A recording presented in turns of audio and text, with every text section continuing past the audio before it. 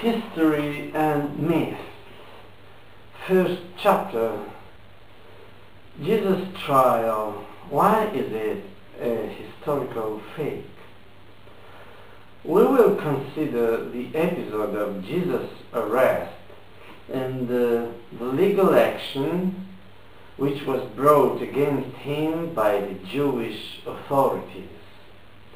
The analysis of texts will emphasize the differences between the synoptic group, Gospels according to Matthew, Mark, and Lucas, and the false Gospel according to John.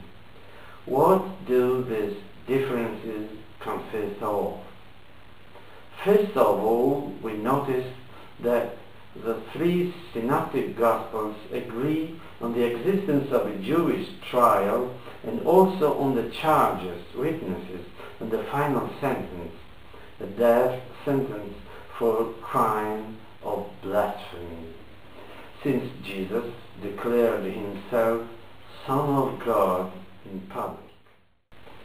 Concerning this matter, we might already raise some objections.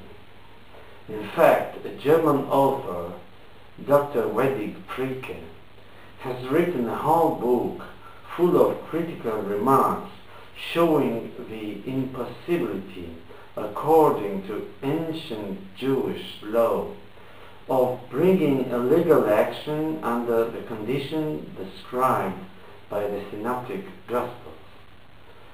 Let us look at some of his most significant assertions. 1.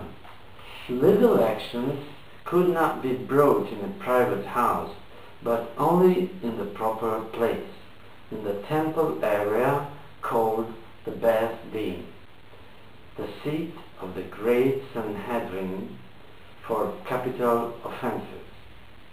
2. Legal action cannot be brought at night time. 3. Legal actions could not be brought on the eve of a holiday. 4. A sentence could not be pronounced on the basis of an extorted confession.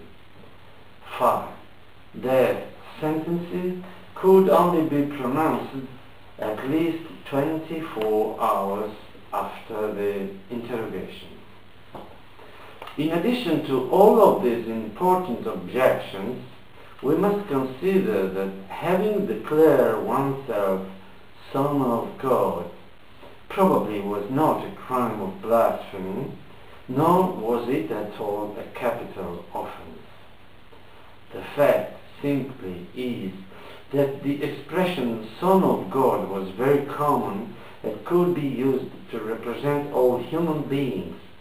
All the Jews, according to the Torah, were sons of God.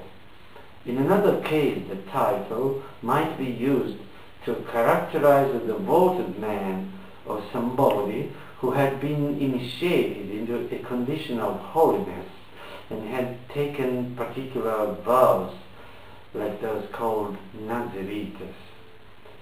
There are many Hebrew expressions, like Son of the Truth, meaning a particularly honest man. Son of the Light, meaning someone who is spiritually enlightened. Son of the Darkness, meaning a hardened sinner, and so on. These and many other considerations seriously cast doubt on the hypothesis that the synoptic authors, presenting their version of the trial, testified to a historical truth and did not rather proffer a personal interpretation with the specific goal of supporting particular doctrinal, ideological, and, why not, political assumptions. A definitive blow to the historical credibility of the synoptic presentations is dealt by the version we encounter in the fourth Gospel. Let us look at the differences.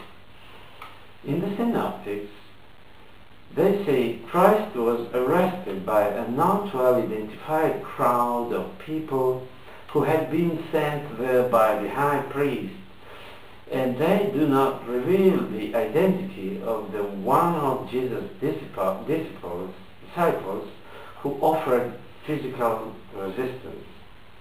On the contrary, the fourth Gospel tells of a cohort of soldiers and of a tribune, thus giving us precise information on their having been present, a Roman military force of 480 men. And it clearly says that resistance was offered by Peter, who on that occasion had his sword drawn and cut off the ear of one of the high priest's guards. From these circumstances we can easily understand that military action had been explicitly initiated by Pilate. Otherwise, 480 Roman soldiers would never have moved in the depth of the night just to arrest an unusual preacher whose only crime was having declared himself Son of God. 2. The Synoptics say that as soon as Jesus was arrested, he was immediately brought to the high priest Caiaphas' private house. The fourth Gospel, on the other hand, says he was brought to the house of Annas, the high priest's father-in-law. 3. The Synoptics relate that a legal action was brought against Jesus in Caiaphas' house, in regard of which he maintained an obstinate silence and did not agree to answer any question, but only gave a short affirmation when asked whether or not he was the Son of God. All this juncture, the trial should have come to a rapid end and the death sentence pronounced. The fourth Gospel, on the contrary, does not mention any Jewish legal action. Instead of being silent, Jesus is said to have answered the questions the people asked him, and even to have participated in a discussion, but since there was no regular legal action brought against him, no death sentence should have been pronounced against him, of course.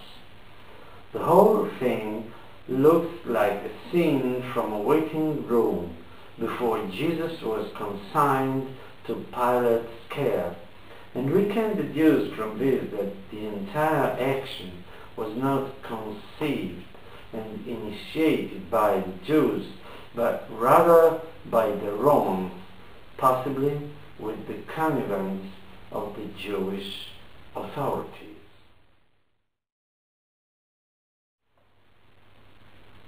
Chapter 2.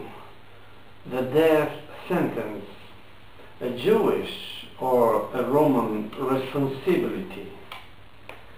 What have we emphasized so far? 2 things. First, that the Synoptics seem to be resolved to represent all the actions taken against Jesus, his arrest, trial, and sentencing, as definitely the will of the Jews. Nevertheless, having described a clearly impossible trial and an irregular sentence, and having exerted strong censorship on important issues, which the fourth Gospel speaks about with no reluctance, they arouse the reasonable suspicion that their version purposely changes the meaning of events in order to have them conform to some preconceived notions we shall not be loath to understand. For example, the Jews must appear to be guilty of hostility against Jesus, and the Romans exculpated. The second thing we have emphasized is the indication that all the action against Jesus was conceived and instigated primarily by the Romans. We can consider the way blasphemers were usually treated by the Jews.